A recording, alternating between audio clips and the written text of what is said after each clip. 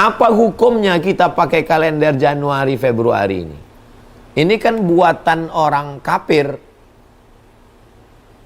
Ya sama macam kita pakai handphone. Handphone ini bukan buatan orang Islam. Sama juga dengan kita pakai kamera ini. Kamera ini bukan buatan orang Islam.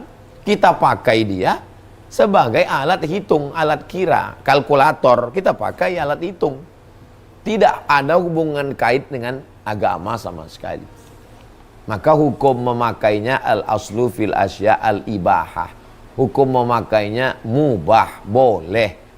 Karena tidak ada masalah ritual. Wala ana abidum ma'abattum wala antum abiduna ma'abud lakum dinukum waliyadin. Lalu kenapa orang melarang merayakan malam tahun baru? 31 Desember, nanti malam 1 Januari. Ustadz di mana-mana, jangan rayakan malam tahun baru. Bukan masalah kalendernya, masalah mabuknya, masalah koplonya, masalah begadangnya, masalah boncengnya, masalah pacarannya. Jadi bukan inti masalahnya. Kalau inti masalah kalendernya, no problem. Yang jadi masalah adalah pernak-pernik yang di samping malam tahun baru ini. Lalu solusinya bagaimana? Maka muncullah fenomena baru. Di malam tahun baru, di TV dari dulu. Dulu saya diajak TV One untuk zikir. Seingat saya pertama kali dulu di Langsa itu. Lupa tahun berapa. Saya, Kang Abik, lalu kemudian beberapa artis datang ke Langsa Aceh. Jadi 3 waktu itu. Indonesia bagian timur, Indonesia bagian barat, Indonesia bagian tengah. Diadakan zikir. Masjid-masjid Islamic Center juga mengadakan zikir. Zikir apa ini? Kok zikir menyambut tahun baru? Ini orang nggak ngerti. Ini adalah alternatif yang dibuat oleh beberapa kepala daerah, beberapa ustadz. Jadi saya tanya Bapak Wali Kota waktu itu, kenapa dibuat zikir malam tahun baru, Pak?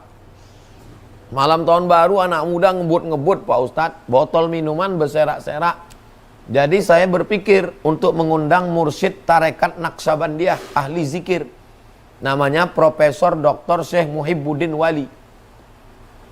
Doktor pertama usul fikih dari Al-Azhar Kairo Mesir. Anak dari seorang wali Allah namanya Syekh Muda Wali, Syekh Muhammad Wali. Mursyid tarekat Naqsabandiyah. Akhirnya diadakanlah zikir. Akhirnya malam tahun baru itu orang berzikir, nggak mabuk. Nah, jadi itu tolong pahami kronologisnya. Jangan potong tengah. Apa nih umat Islam menyambut tahun baru? Nggak ada orang mau menyambut. Itu bukan masalah sambut menyambut. Itu membuat solusi alternatif. Dan saya tahun ini Ustadz di mana? Tahun ini nanti tanggal 31 malam 1 di Kuala Lumpur. Insya Allah panjang umur sehat badan kalau tidak ada halangan. Sampai jam 12 lewat. Untuk melewatkan itu aja, habis itu pulang ke rumah. Jadi kalau kebetulan di kota jamaah sekalian ada acara zikir, datang. Nanti kalau ada yang nanya, apa ini? Ya jawablah seperti jawaban ini. Daripada nongkrong di rumah, iya siapa yang tahan di rumah? Duduk di rumah, ngopi, minum teh, nonton TV, main handphone, datang kawan nelpon. Ayolah bro, ngopi kita sebentar. Keluar, keluyuran. Na'udzubillah, apalagi yang belum menikah, yang lajang, yang gadis.